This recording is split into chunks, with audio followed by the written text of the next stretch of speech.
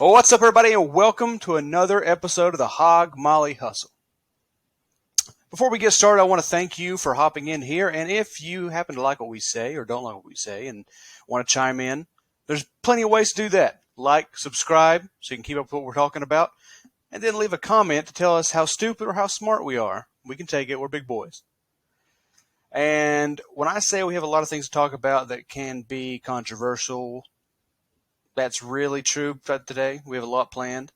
So we're really going to get into this pretty quickly. We had some good games this past week, some historic games even. The first game on the docket here is the Bills and Chiefs. We'll talk more about that in our next segment.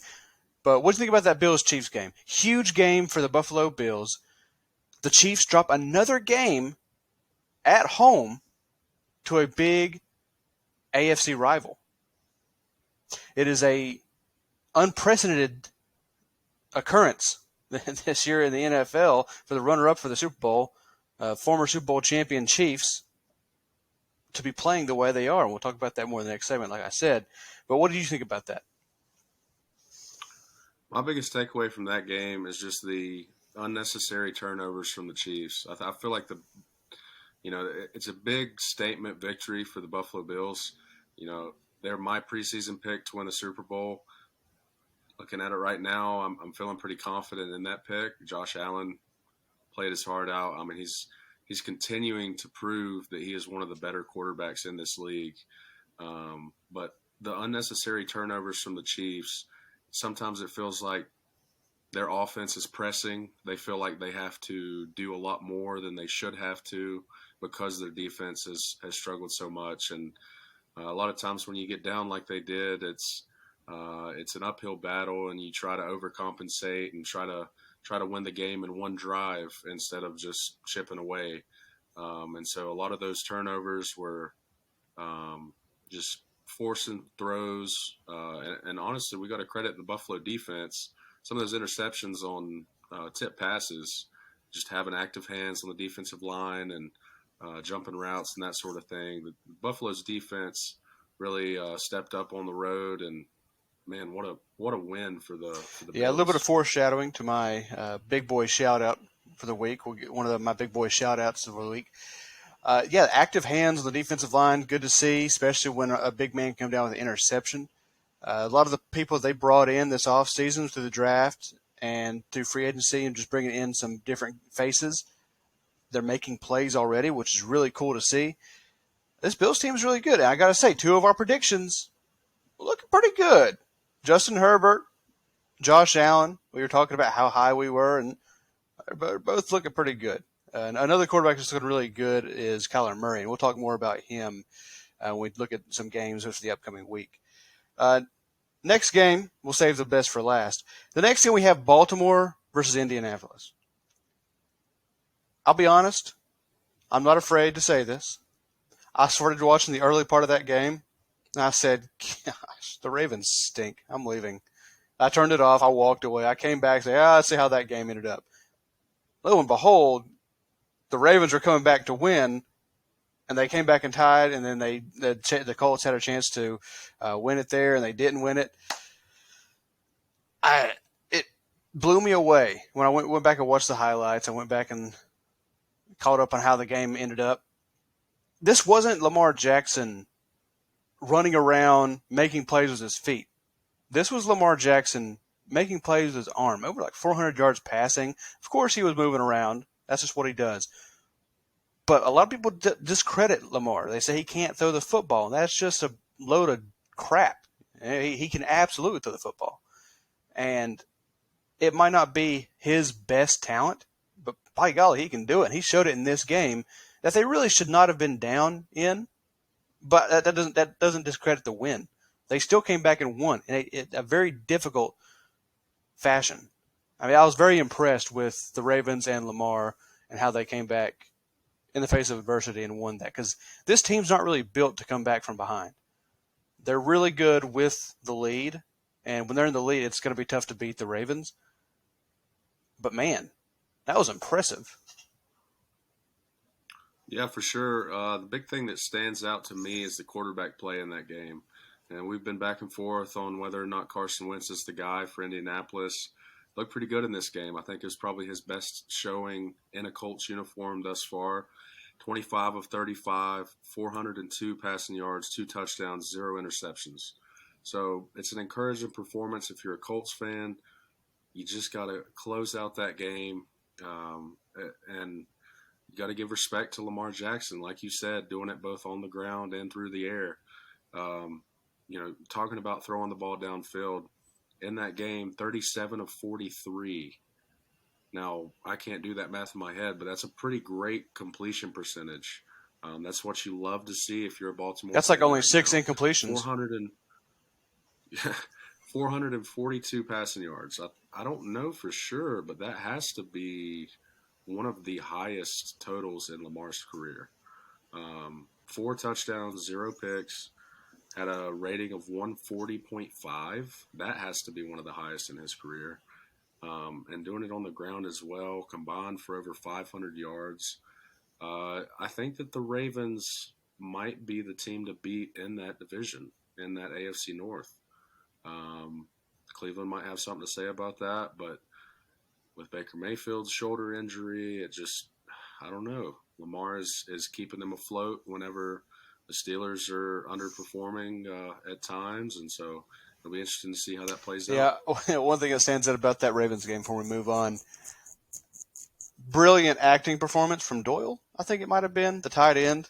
There at the end that almost won it for the Colts with the unnecessary roughness from Tavon Young when he pushes his helmet down and then gets pushed over and hits the ground, and they're like, unnecessary roughness. It's like there's a sniper in the crowd that just it's like whoa.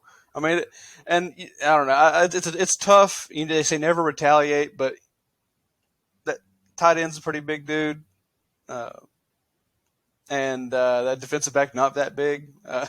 I think if you could go back and look at it, and say, hold on, that's not really like in the NBA when they go back and say, oof, that was not a foul, but that was definitely interesting. If that would have won the game, that would have been wild. But of course, Goggles couldn't pull it off this time. So, right. And of course, the biggest game to recap this week, something that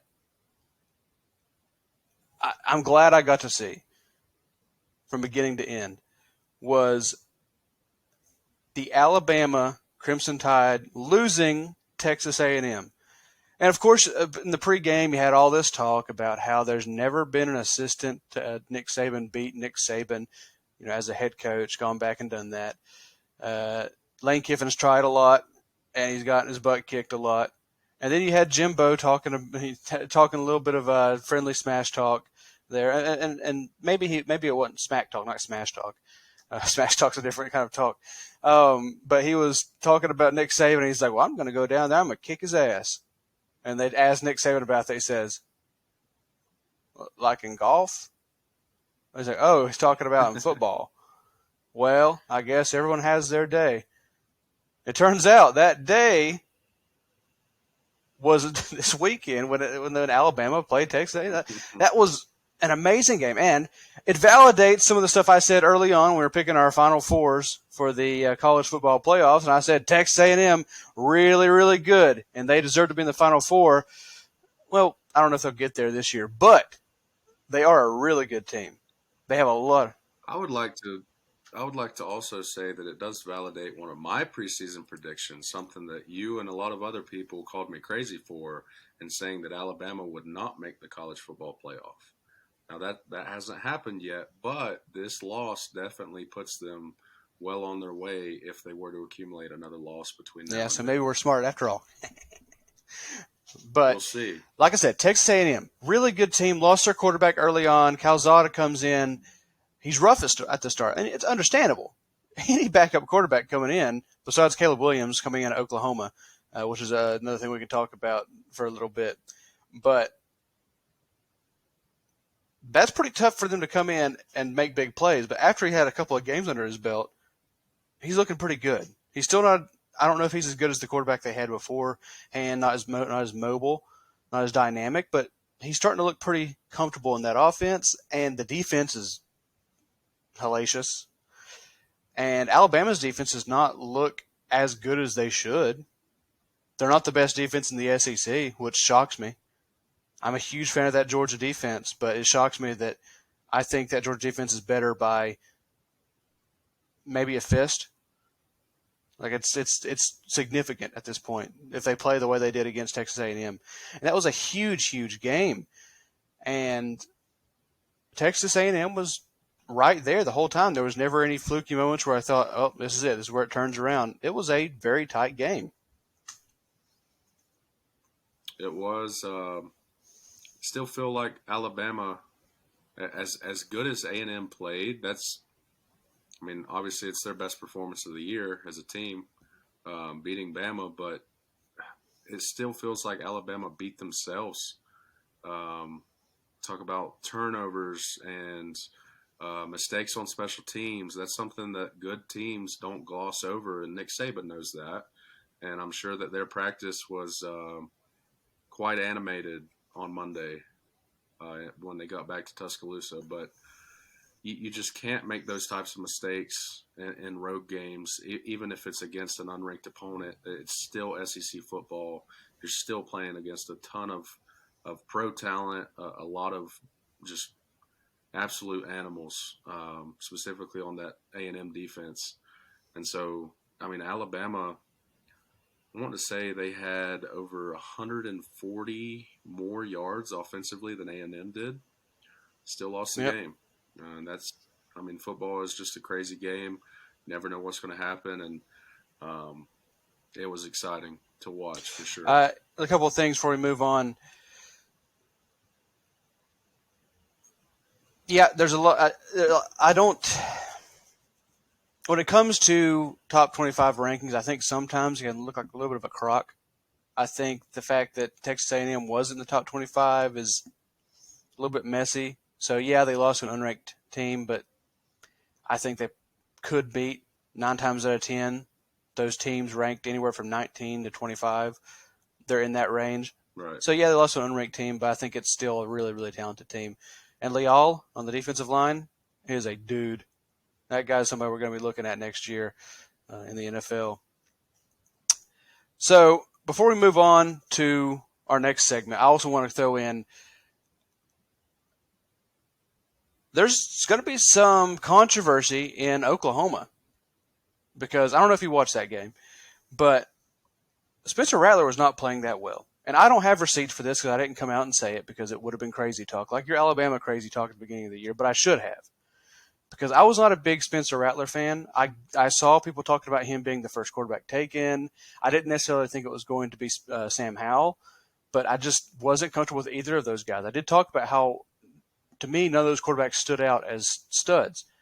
I was never a fan of Spencer Rattler from all of the things I'd seen from him. Not so much from the show. I didn't even watch the show, but I heard he was a jerk there. But in this, all the stories I've heard about Spencer Rattler and the way I've seen him act on the sideline, that was reaffirmed when I saw him not play that well, which hasn't played all that well this season, get replaced by a true freshman, Caleb Williams, coming in. And then after the first touchdown from Caleb Williams, everyone's celebrating except for Rattler, who's over there on the sidelines pouting. That is the nail in the coffin. And there's apparently reports that Caleb Williams taking first-team starters, and they're trying to keep that a wrap, trying to keep that a secret so far. But, yeah, this whole situation with Oklahoma and Spencer Rattler, it's going to be a developing story going forward. But there's a big shakeup. I'm not sure if you saw the TikTok where I guess one of the students at Texas was taking a video of Rattler like running through the tunnel to go back into the locker room while the team celebrated on the field. Every other Oklahoma player is out there celebrating, and he's running off to the locker room. And he's visibly frustrated. It's not what you like to see as a head coach. It's not what you like to see as a fan. We've seen certain situations in the past. Jalen Hurts at Alabama, when he got benched for Tua, it's not like there was a resentment. It was more of a let's finish out this season as a unit. I'm going to support him in any way I can. If my number gets called, I'm going to be ready. And at the end of the season, you can kind of evaluate where you're at and see if there's a better opportunity out there for you. I think that's what Rattler should do. If I had to put money down right now, I would say that we're probably looking at a transfer from Rattler at some point. Believe he's from Arizona, if I'm not mistaken. So maybe Arizona or Arizona State will be a potential landing spot for him. A little homecoming there, but definitely not what you'd like to see. I'm in the same boat as you. I wasn't very high on Rattler going into the season, and we all know that I'm a Tar Heel fan, but I didn't even think that Sam Howell was necessarily guaranteed to be a top 10 pick. I thought that he could be the best quarterback in a weak quarterback class. But none of these guys, and you can look at NFL mock drafts now, none of these guys are standing out as like a surefire top 5 pick. In fact, interestingly enough, there has been a big push for a couple of offensive linemen, one of which I will speak on during our big man shout out later, to make a push for the top 10. So you're starting to see NFL teams prioritize different positions and different needs more so than just, well, we have a high pick and we weren't good last year.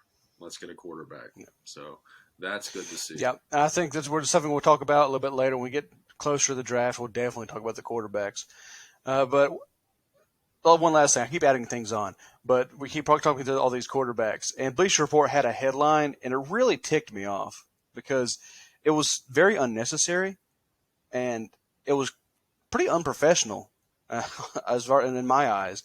They had an update for Malik Willis scoring a touchdown. It started with, it's against Middle Tennessee State, but Malik Willis has another big Houdini touchdown this week. It's against Middle Tennessee State, but like how disrespectful. Like that's not necessary. Like it's who does that? Just say he scores a touchdown, a great touchdown. That's a backhanded compliment. It's like slander. Or not slander. It's not slander, but it's just disrespectful. It's not necessary. Yeah, he's at liberty. He plays who is put out in front of him. He can't control that. Now that Ole Miss game later in the year, that's kind of at the end of October, I think. That's going to be a good. Oh, they play Ole Miss? Yeah, okay. Yeah. I'm pretty sure that Ole Miss. Okay. That's something to circle. Yes, that'll be a big one towards the end of this month. I'm pretty sure. Maybe it's a little bit later, but that's one to watch. All right. So now we talked about a little bit of panic situation for the Oklahoma Sooners, but now let's talk about the Chiefs. And is it time to hit the panic button? I'll start us off here. And I think it is. The Chiefs dropped another big game to a big AFC rival at home. They're not playing the way they were last year. They still got a lot of pieces. They have a lot of injuries. They're turning the ball over a lot more than they were last year. Their defense is not playing all that well. Certainly not what it was last year in the last 2 years. There are deep shots breaking this defense over top. Sorensen and Tyrann Mathieu, there's not a connection there like there has been. The body language from Tyrann Mathieu when Sorensen's getting beat for the past few weeks over top, whether it's Sorensen's fault, I don't know, but it seems like the coverage is breaking in some way. Throwing his hands up there, Tyrann Mathieu is an emotional guy, but you don't really want to see that there. You don't know what's going on behind the scenes. I'm not going to speak on that. But now they're last in their division. They have the Raiders, Broncos, and of course the Chargers ahead of them. They're chasing the Chargers. If the Chargers keep playing the way they are playing right now, they're not going to catch them. And when you look at the AFC wildcard race, 3 spots, okay? When you look at who's going to be in those spots, the Chiefs are going to be fighting for it. They got a okay schedule going forward. I think they should win anywhere from 9 to 10, maybe 11 wins if they flip some of those games I think are pretty iffy for them. You got the Browns, the Ravens. One of those teams is going to win the AFC North. The other one's going to be in the wild card. Signed, sealed, delivered. That's going to happen. Unless some sort of calamity happens with Baker Mayfield's injury. We'll talk about that a little bit later. But one of those two teams is going to be in the wild card, and one's going to be winning the division. You have the Steelers and the Bengals. Bengals playing really well right now. It was, if they're legit or not, we don't know. They had a really good game against the Green Bay Packers. Took them to overtime. Missed about 20 kicks back and forth. But they looked like a legitimate team. And if nothing else, that connection between Jamar Chase and Joe Burrow is legit. That, if nothing else, that can help them win some games. And the other talent they have, Joe Mixon's playing some of his best ball. He's healthy. That helps for that.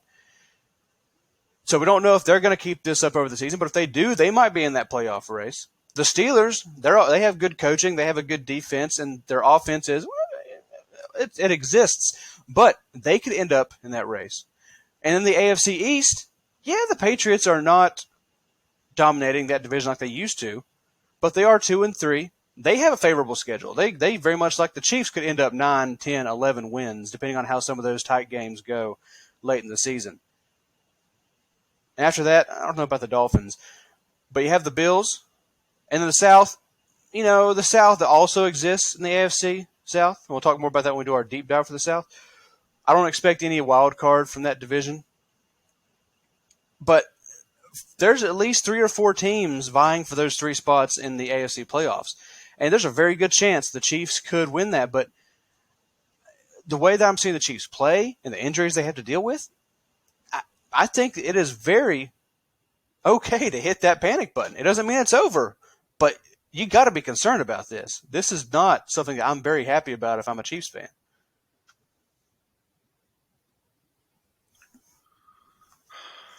I don't know if it's time to per se hit the panic button, but I definitely think that the Chiefs need to get their act together, or they're going to be watching the playoffs from their couch like I watch the playoffs. Looking at the Chiefs' upcoming schedule, they have several tough games left, and they don't really have any games that they should be super heavily favored in, other than a Monday night game against the Giants on November 1st. And that's kind of it. You look at teams like the Patriots, who are going to end up playing a weak division to finish out their season. They still have games against the Jets, against the Dolphins, against the Jaguars. And so, like you said, there's only 3 wildcard spots in that AFC. Now, I don't think that any are going to come from the AFC South. You look at that division, the Texans are 1-4, the Colts are 1-4, the Jaguars are 0-5. Not a lot of competition there. I think the Titans are going to handily run away with that division, and none of the other 3 teams are going to sniff the playoffs. But when you look at the AFC West, I think that, obviously the Chargers are really good. You have the Raiders, who have performed well this year, but now their world is spinning before their very eyes because they just fired their head coach. And we'll get into that a little later, but there are a lot of teams that are currently floating around the 500 line, 2-3, 3-2, and they don't really know who they are. They haven't established that identity. And so I think that for the Chiefs, if they can just get their defense to play on just an average level, then there's no reason why they can't go out and win, 8 of their next 10 games and get right back into the swing of things. But it's going to be hard because of their injuries, okay? This past week, game against the Bills, we saw Clyde Edwards-Helaire go out with a knee injury. We saw Tyreek Hill and Travis Kelce get banged up. Travis Kelce took a vicious hit. I'm not sure if that's classified as a neck injury or concussion protocol. And then probably the biggest injury, in my opinion, is their Hogmolly, Joe Thuney, the guard that they traded for from New England, just broke his hand. So he's, broken hand as an offensive guard. You're looking at probably 3-4 weeks, maybe more. So I don't think you should hit the panic button just yet. But these practices this week, Andy Reid and Eric Bieniemy and that staff need to make sure they get it right, and they need to galvanize the team. Mahomes might need to say a few words. Just make sure to be as crisp as possible in execution so that you can begin to beat the teams that you're supposed to. You don't have to win every game. Just win the games that you're favored in. And I think that they're going to end up being just fine. Yeah, now I fully expect the Chiefs to start turning it around. And like I say, they should be in that running for those wild card spots. If they get hot enough, who knows? They might even challenge for the division. But they, like you say, they have all these problems. They have to get it right. They have to fix this because you don't want to turn into one of those seasons where just problems keep happening and happening and happening and happening. And then next thing you know, you're 8-9 and out of the playoffs, and you're a big disappointment. Then everybody's trashing you. What the Chiefs are going through right now is very much what a lot of the high-powered Chargers teams in the past have been going through. It's like, oh, the Chargers are really good this year, and then they lose everyone, and they miss like 8 game-winning field goals, and they have all this bad luck. And right now the Chargers aren't facing that. And as soon as I say that, everything's going to go bad for the Chargers going forward, and there goes all that. But it's really interesting to see. I'm very surprised to see the Chiefs playing this way. It's been one of the most surprising things all season. Now, some of the teams they've lost to, the Chargers and the Bills at home, those are really, really good teams. And we are super high on them, as you know. It's a lot. And there is a lot going on in this division. You touched on it with Gruden. I think that's something to watch for the Raiders going forward. Denver's had some issues with their quarterback talk there and how that's going to be handled going forward. Are they real are they as real as their record? I think the Raiders are more real in terms of their record than the Broncos. So we'll see what happens going forward with the Raiders. That's one to watch. Derek Carr is playing really well. Growing his hair out, which is kind of cool. It's different to see. So let's talk about Gruden. There's a lot of angles to hit on here. And if there's one person that's happy to hear about the Gruden situation, it's Urban Meyer. Because prior to this point, Urban Meyer was the most hated coach probably in all of sports. And then now, I think it's safe to say Gruden has taken that. And if you had to say, because there was a discussion, is this worth it for Gruden to come back into coaching after all the brand he's built up as an analyst? He could just talk about football for the rest of his life. But is it worth it for him to get back into football? People say, well, we'll see what happens. He got a lot of money. People say, oh, that's pretty cool. But then this happens. Now, this could have been broken whether he was a coach or whether he was an analyst. So this could have happened anyway. But the way that it's broken down is probably the worst case scenario for getting back into coaching. This is absolutely the worst thing that could have happened. Being taken from the Ring of Honor, having to resign from your position as the coach of the Las Vegas Raiders, having your image just completely destroyed. I don't think this is over. But we'll get into this. And if nobody knows what happened, the Washington football team was under investigation for a lot of issues dealing with misconduct with Allen and a lot of other employees with that team. And at the time, as long as I don't have this mistaken, Gruden was a citizen. I think he was working for ESPN, maybe. I don't think he was on he wasn't on any team for sure, but he was on ESPN talking. And he sent some emails to Allen, former GM of the Washington football team. And in those emails, he says some unsavory things about a lot of different topics. About DeMaurice Smith, about Roger Goodell, about women in football, about gay players playing football, about women in general. A lot of bad things talked about. Now, it's important to realize that the point of this investigation was not to find information about Gruden. It was about the Washington football team, and they also uncovered this as well. So that's another angle about this. It wasn't even their intent to find information about Gruden, but they found all this. And when it come out, more and more came out. And next thing you know, it seemed like it was a snowball rolling down the hill. Next thing you know, he resigns from his position as the head football coach. And I really just want to get what you feel about this. I want to hear your opinion on the whole situation. So I'll start out with saying, if you're Urban Meyer in this situation, doesn't this kind of feel like, I mean, I'm a younger brother. And so when I would get in trouble as a kid, I would get disciplined from my parents, but it always seemed like my older brother would do something just so much worse than what I would do. And they would even forget that I had screwed up in the first place. That's kind of how this feels with John Gruden and Urban Meyer. Urban Meyer was an idiot for doing what he did last week. We all know that. Whenever we find out all of the emails that the New York Times had kind of dove deep on in their article about Gruden, it's like that doesn't hold a candle in the wind to the way we feel about John Gruden in this situation.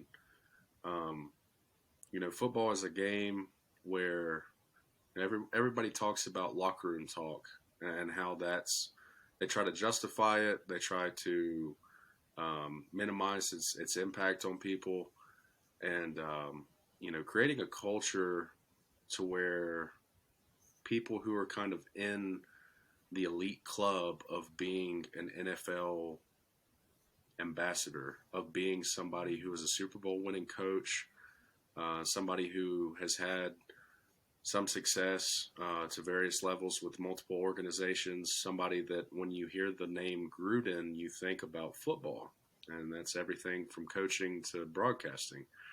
When there's a culture that's put into place to where someone with as big of a platform as he has, someone with as many eyeballs on him as he does, is able to send out those types of misogynistic, homophobic, just harsh rhetoric, racist rhetoric, and get by with it for so long,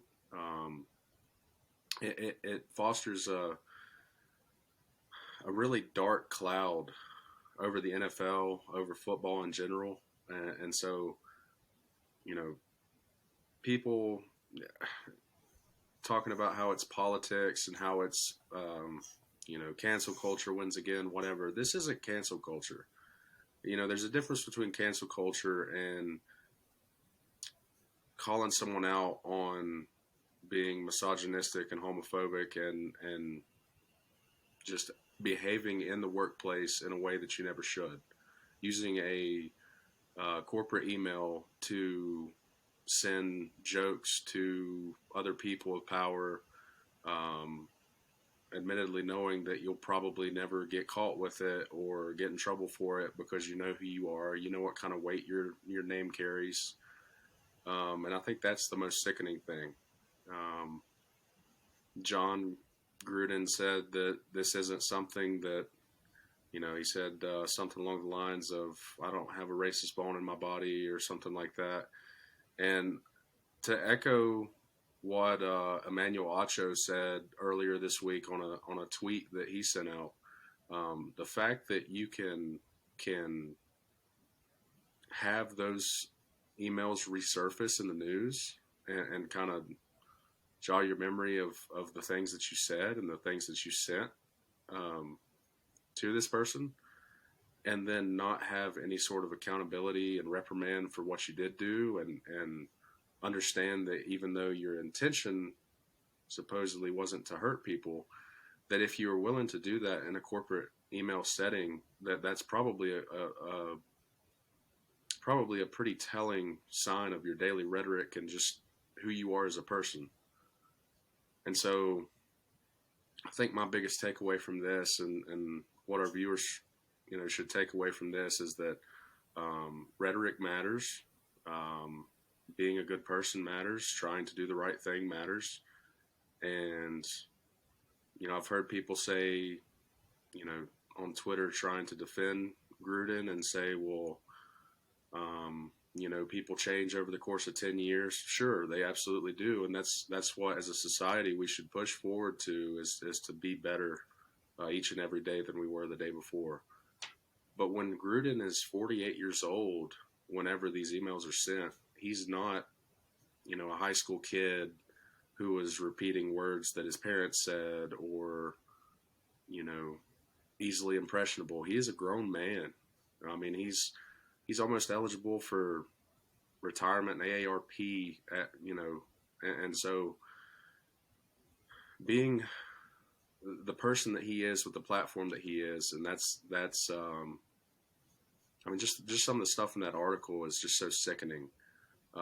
It really bothers me for the people that I know who are great football minds, who I know wouldn't just take that position lightly. It's disheartening for the NFL and for football in general. Yeah, and there's many layers to this. We've all heard horror stories about college and professional coaches. And the way I've always looked at it is I really respect a lot of these coaches for what they know about the game, whether it be basketball, football, whatever it is they're coaching. A lot of times they're not great role models. I've heard tons of horror stories about, former college coach George O'Leary. He did a lot of bad things. He was a real big scumbag. And of course, you have the Urban Meyer situations, Tressel, all sorts of issues. You can bring these up. And it makes you doubt whether some of the good coaches aren't also scumbags.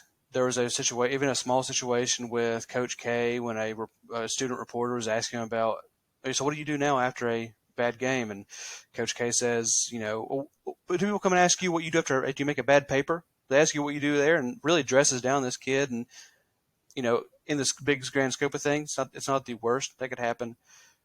But there are a lot of coaches that are just not great people.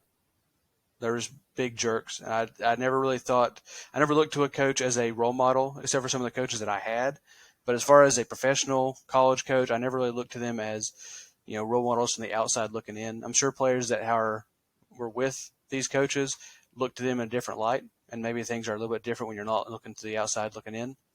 We had a lot of people come out in support of Gruden throughout this whole situation, and saying that some of the terms he used, the one he talked about with the racial slur, some were saying that's something that he talked about a lot with different meanings. A lot of players coming out in support of him. And there's just a lot of angles with this. I don't think it's over. I think we'll hear more from this because if I'm not mistaken, and this is another issue with this, and part of the reason why I don't think it's over, is I don't know if it was from a corporate account. I don't know if it was from a corporate email. I think it might have been from John Gruden at gmail.com, whatever his personal account is.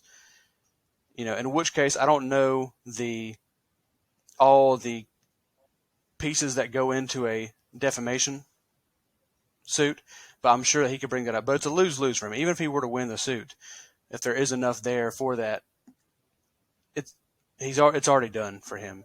Maybe he gets a little bit more money out of it, but it's already lost. There's no coming back from this. And it is a real ugly situation. And I never understood the thought of women not being allowed in football and other sports, saying, well, they can't coach men. Why not? We got some coaches that either barely played football or never played football doing a very good job. But is that only because they're men? No, it's not. It's because they know what they're talking about. So as long as somebody knows what they're talking about, who cares? And that idea for me really started building upon itself after I had nieces. And I saw how my nieces were treated at a young age. And I thought, I saw one of my younger cousins as a boy say, oh, well, you can't play with us, to talking to my niece, because you have to go play with a softball. You can't play with a baseball. And I thought, this starts early on. This junk starts early on. And, of course, yeah, there is baseball and softball split up. But just the instant thought that, women can't be involved with these things. It's very silly and it's very disheartening. And there's a lot here. It's a very ugly situation. It's not over. There's going to be more to this. It's just going to drag on if I had to guess. But it's a very ugly situation. And maybe he sent these things because he was talking to a GM of a team that was named after a racial slur, so maybe he thought he was in safe space there. But it's an ugly situation. When I heard about this, well,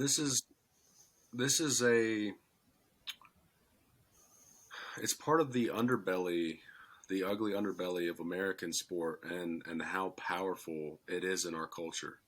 I mean, if you think about it, what is bigger than the Super Bowl in America? I mean, you've got bosses that don't care when their employees call in sick, take a sick day from work on that Monday after because they're all hungover, and it's so ingrained in our culture to not only love sports but to be passionate about it, sometimes in a negative light. And so when you talk about the traditions of who can or can't coach, when you talk about the way that Gruden coached in Sunday's game, I would have hoped that if I were in that situation as an owner, that I would have said, no way, until we know more about this, there's no way that I'm sending you out that tunnel to go coach my team. But because, the Raiders, like we've talked about, were having a substantially better season than years past, they felt like they could ride their momentum and be a successful team. I feel like that's what Davis was doing when letting Gruden go back out there. Davis has known Gruden for years, but it's whenever there is a tolerance for those things, that's when you start to see the real issue and the real problem. So that's why it's so important to nip it in the bud and just show zero tolerance towards that kind of thing. Yeah. And one of the big discussions people were talking about on Twitter, you see these things coming up saying, well, why are these players getting second chances, but everybody's condemning Gruden? I think there is a discussion to be had about that. But again, you brought up a 48-year-old man saying these things is embarrassing.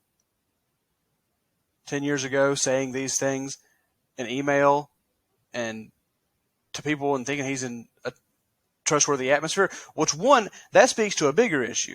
If he feels like he can say that in this atmosphere and be okay with it, that means he's not the only one that says things like this, most likely. And he's not the only one. And I would say that if any more investigations go on like this, there's a lot of these people on these staffs, some of the owners, some of these coaches, GMs that are going to be trying to get some of these things deleted. Because I'm sure I would, if I could put money on it, if I was a betting man, I would say there's absolutely more people that have said some very unsavory things, and they don't want that to come up in just a random investigation. Well, if you look at the New York Times article, right, they said that there were over 600,000 emails. So if you're sifting through an inbox and you have, obviously found emails from Gruden from 2011 where he's making racist comments about Damari Smith, where he's sending topless pictures of cheerleaders, just the most ridiculous stuff that you wouldn't think, one, someone would do in the first place, but two, send it on a corporate server. You're right. There's more that's going to become uncovered, and I think it's just one of those, kind of like in college basketball, right, with the recruiting and all the illegal, under the table payments that have been taking place for years, and everybody knows about it. But it seems like every year there were more teams that were leaked out as being a part of that with Adidas. So I think you're going to see a similar situation here where this is going to drag itself out for a while. And I think that there's definitely a lot of other guilty people. And it's something to follow for sure. Yeah. So one of the things that happened to John Gruden with this was he had his name stripped from the Tampa Bay Ring of Honor. It's a pretty big deal for what he did for that organization and to have that taken away. And we had pretty good discussion. That was a good discussion. I like that. But now we're going to move on to our deep dive. So we have some time to talk about this, our deep dive for the Southern divisions. And since we're talking about in Tampa Bay, Gruden, let's go ahead and talk about the Tampa Bay Buccaneers. I said early on that the Tampa Bay Buccaneers are very beatable. They've played some good games. They played really well this past week and dominated. A game they should have dominated. They've had some close games in the past with the Patriots, the Cowboys. They're very beatable. Their secondary is a real concern. I think that they still should be favorites to go far in the NFC. But they have their problems, much like anybody else. They have their issues. A lot of players are playing really well. A lot of their young guys, Joe Tryon, Vita Vea, are playing really well, representing UW. But the Buccaneers are playing really well, but they are beatable. And I think that when they get to playoffs and they face some of the teams, the Rams, who they had that really close game with, the Rams ended up coming away with that, the Green Bay Packers, the Arizona Cardinals, there's a lot of really good teams, and I don't have a lot of confidence saying that the Bucs can just run away with it. You say, well, there's the same team that won the Super Bowl last year. It's like, yeah, but it's also the same team that had issues that we're seeing this year. They had those same issues last year. Although those didn't just go away. They're a really good team. Don't get me wrong.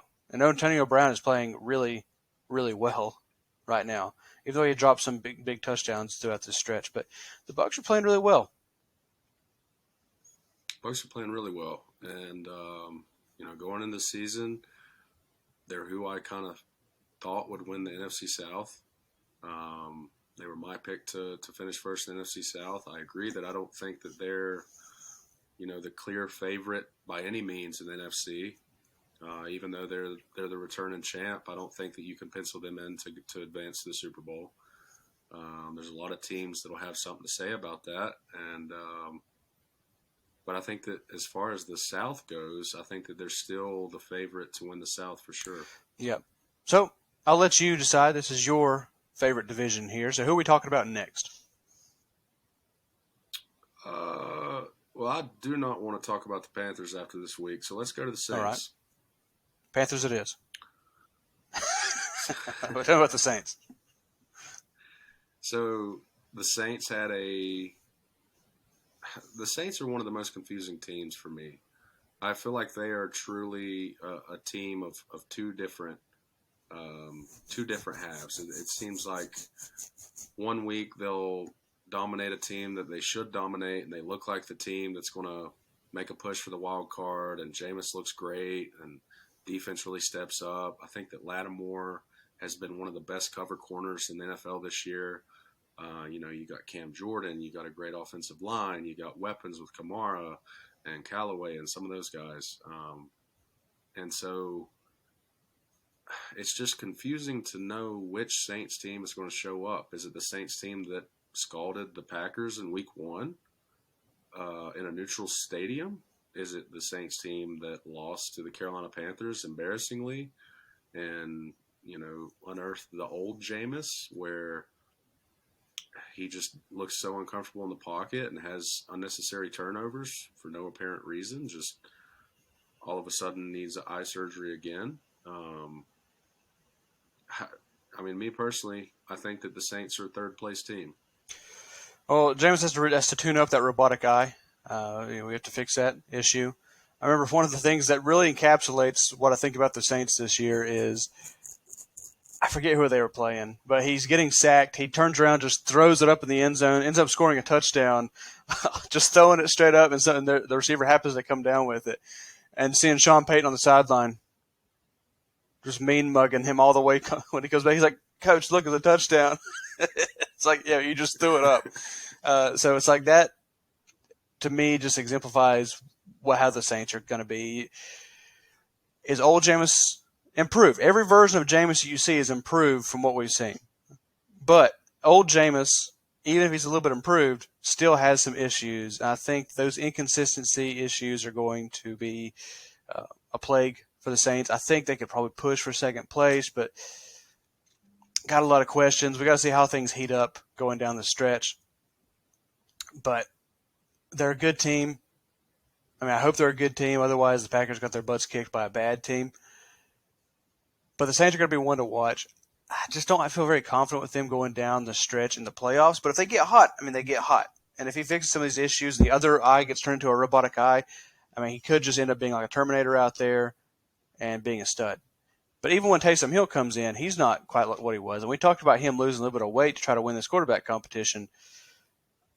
And even some of his plays he normally makes aren't happening this year. So there's a lot to talk about with the Saints. Now, I know you don't want to talk about them, but the Carolina Panthers. I thought about including Sam Darnold in the panic button thing, but I didn't even know if the button existed for the Carolina Panthers. But the Sam Darnold experiment took a pretty big hit this past week. Played a tough game, and I really want Sam Darnold to succeed in Carolina. But there were a couple of plays there at that last drive. They had a couple of incompletions. They had some penalties, some holding penalties on the last drive.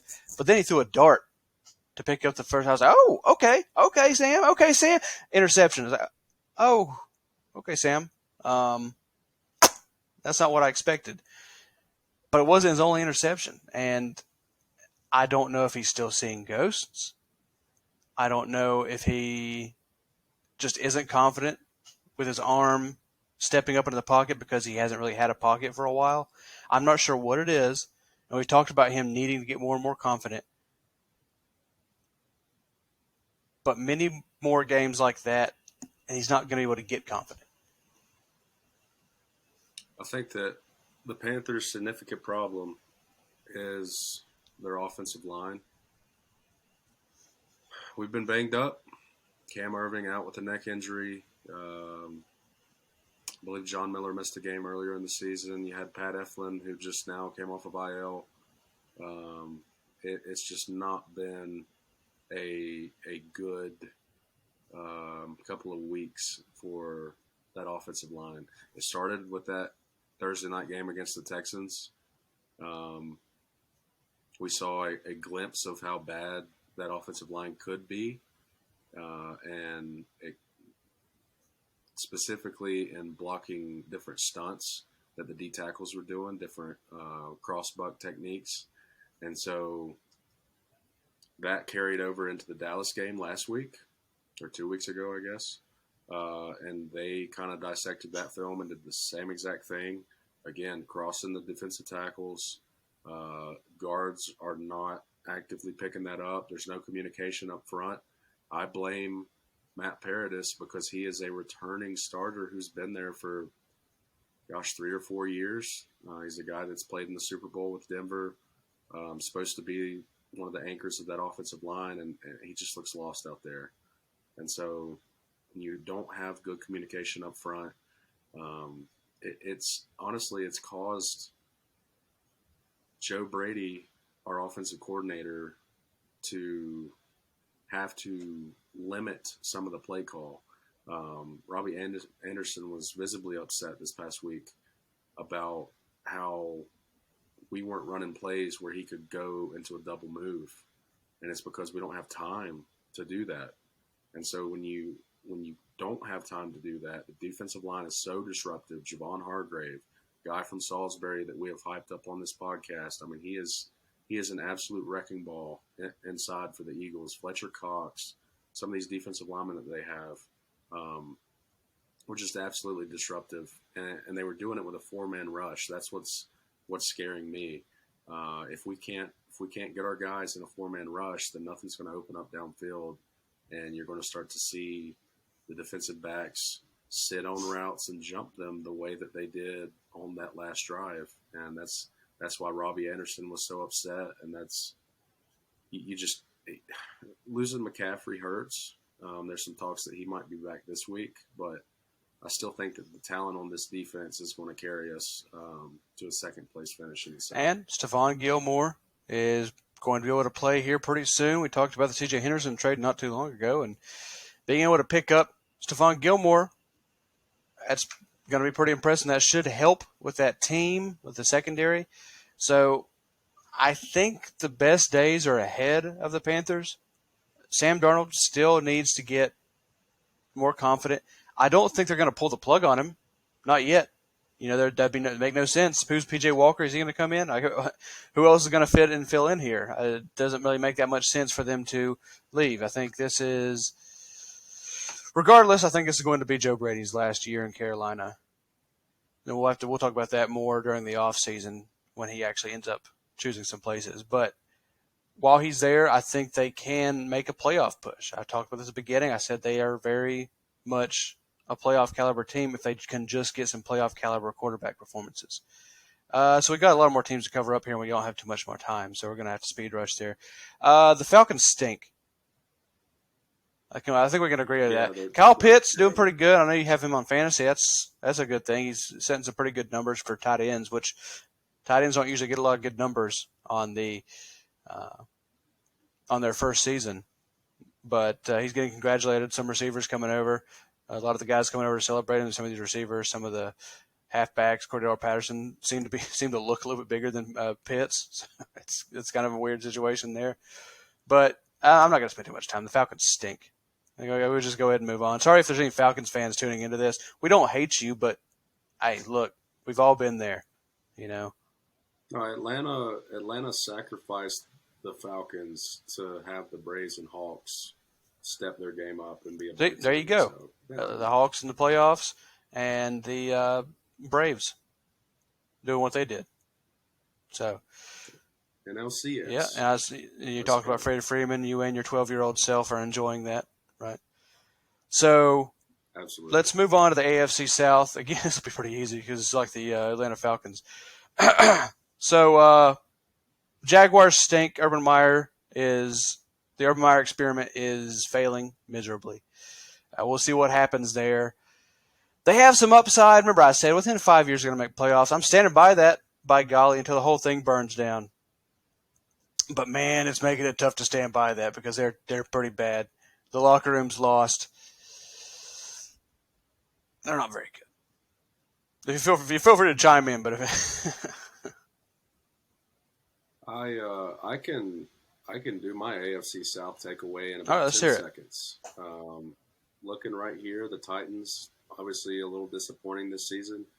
They have a point differential of +2, and they're sitting at 3-2 on the season. The Texans are 1-4 with a point differential of -52. The Colts are sitting at 1-4 with a point differential of -20. And the Jaguars are 0-5 with a point differential of -59. I think that tells you just about all you need to know about that division. The Titans aren't great, but they're going to walk away with it. Yep. Now, I think this is our segment called Deep Dive, and for 5 of those teams, we're saying they stink, and we're moving on. I mean, there are some bright spots for these teams in the AFC South, but they're not super bright. It's like a candle. It's not the brightest thing. I'd rather have some lights up here and illuminating the whole room here. Not a lot of bright spots. I will say this. I'm going to congratulate the Texans, man, because nobody expected them to do what they're going to do. They're like 1-4. But that's a pretty impressive 1-4. Tyrod came in, played pretty well, ends up getting hurt. It's like, oh, that stinks. Then you have Davis Mills come in. Davis Mills got me 40 points on or like 30 or 40 points on fantasy on my bench. And I had a flea flicker touchdown. Didn't end up winning. But, I mean, they're putting up a fight against some good teams, and I don't expect them to win very many games. I don't think anybody does. But, man, they're putting up a fight. And it is fun to watch some of these. There's a lot of names being cobbled together on this Texans team. They're playing pretty well. And for losing. They're playing pretty well for losing. And the Colts had a pretty good game against the Ravens. If they play like that, they're going to win more games. I don't think they'll contend for the title in the AFC South, but very disappointing. You use the word disappointing. I say that's what the AFC South is. There was a lot of talk about the AFC South, but very disappointing. I think that's definitely the weakest division. I would say, yeah, I would agree. All right, let's go ahead and see if we can, in the last 10 minutes, run through some of our last 2 segments. Big boy shout-outs. I think there's a lot to look at here. You talk about one of the college offensive linemen that's going to be seen in the pros, real top-tier talent. You're going to talk about one, and I'm also going to talk about one. And hopefully they're not the same one, because that would be really embarrassing. But we don't have much time, so okay. But Kenyon Green for Texas A&M got to shine in that game against Alabama. He's the one that gave the game ball to Jimbo Fisher, playing really, really well. I think you're going to see him in the pros easily, and he's going to be a first-round pick. We'll talk more about him in the offseason when we start doing our prospect reviews and looking at all these things. But he's playing really well, and of course shines on the biggest stage, as all stars do. Kenyon Green for Texas A&M. Good job. Then defensive shout-out. We talked about this a little bit with the Chiefs and the Buffalo Bills. Gregory Rousseau. I really liked Gregory Rousseau coming out.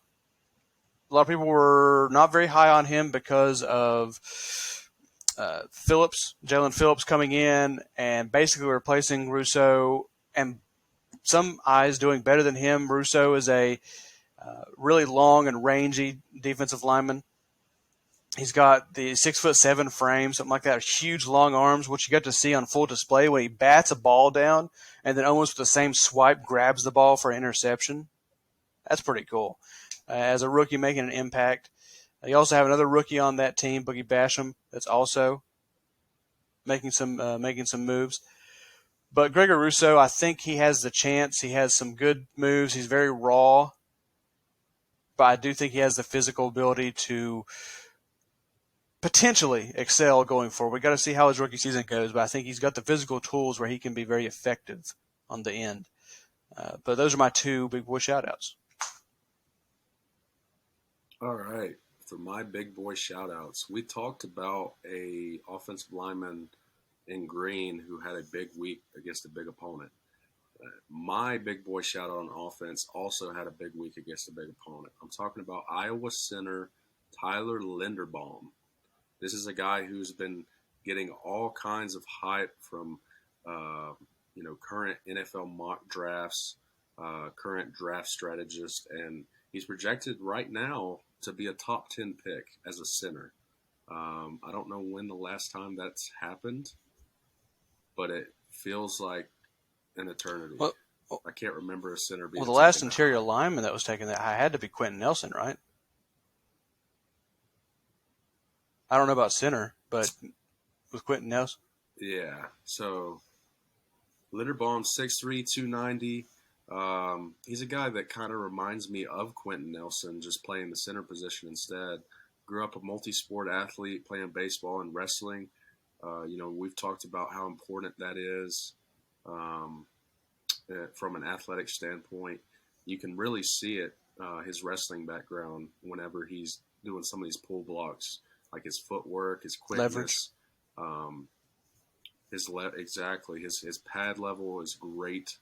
And so he plays a lot bigger than he actually measures out. But he came up huge this week against Penn State, blocking until the whistle, had several different combo blocks that he took on himself on end-around sweeps. And so just an anchor for that Iowa offensive line. And I think he might be the first Hogmolly taken in this year's draft. So definitely a name to keep your eyes on. Yeah. Good talent in the offensive line. I agree. Okay. Yep.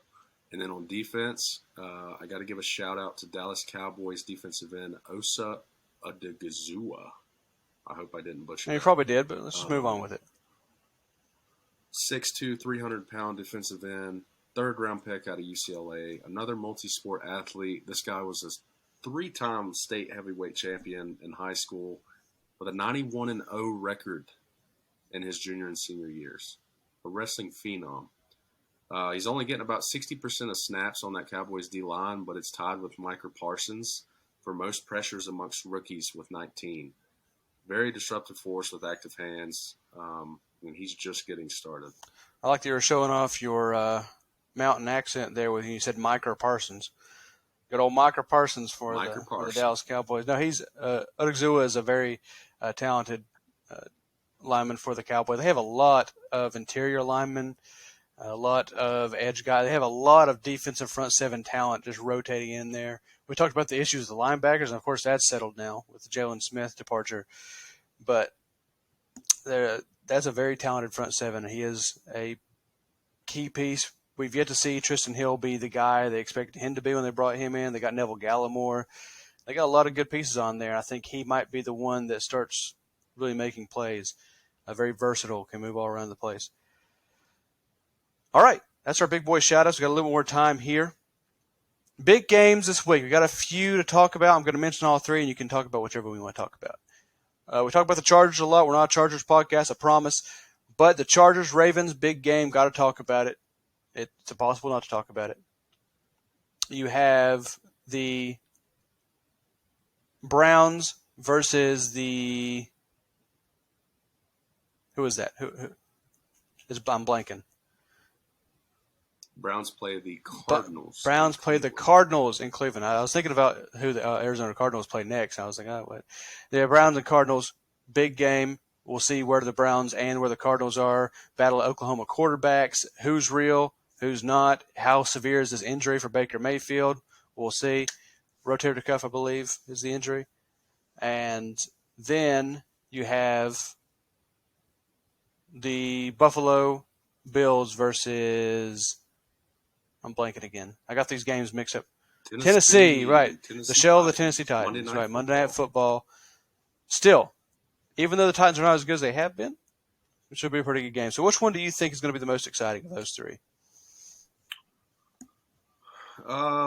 Most exciting would probably be Buffalo, Tennessee. Monday Night Football. You got Derrick Henry versus Josh Allen. But I think that the Cardinals and Browns game is the most intriguing, because I think that this is going to be the Cardinals' first loss of the season. They have to go at Cleveland. If Denzel Ward gets the go ahead to play in that game, I know he's battling an injury himself right now. I like their odds of beating the Cardinals. Yeah, I think. Of course, you know what I'm going to say. I'm going to say the most exciting one is a Chargers fan. I think I'm becoming a Chargers fan more and more each week. Like next, I'm going to be like wearing like a powder blue shirt and be like, oh, I'm not a Chargers fan, I swear. But, oh, man, they got so much talent in this team. And you have the Ravens, who are just coming off a great win. You have Justin Herbert. You have Derwin James playing out of his mind. He's actually playing, which is great. I think that one could be the most exciting. You're just going to have a lot of stuff going on there, a lot of two really good teams. But it's tied with Arizona and Cleveland. I think that's another one that's huge. You talk about those things you brought up. It could be Arizona's first loss. We got to see how Cleveland plays.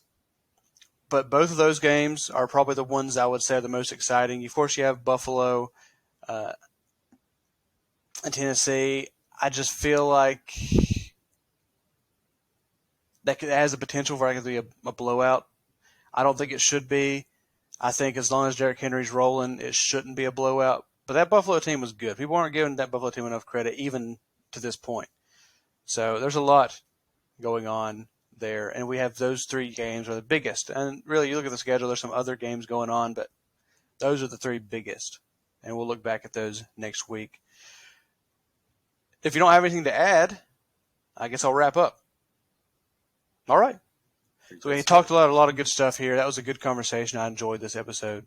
And if you enjoyed this episode, you anonymous viewer, don't stay anonymous. Let us know in the comments section if you think I or Austin, if you think either of us are morons, just let us know. But do it in a nice way. If you think my hair looks really nice, you might catch me looking back at my screen every now and then to check my hair because it is nice. It does have this natural flow to it. You can't see Austin's, but he's got a hat on. But he's representing his team. If you like what you saw, you like all the things we talked about, make sure you give us a like. Stay away from the dislike, though. That just kind of hurts our feelings. And subscribe, turn that little bell icon on if you're watching on YouTube, which is currently like the only way we can get this to work. That's on me. I'm trying to figure out the rest of the stuff. But it's a work in progress. We're getting better every week, I think.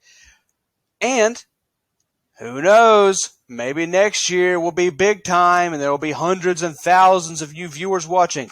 But again, thank you for watching. If you've stuck around, I hope you enjoyed it. Thank you for watching, and we'll see you next week.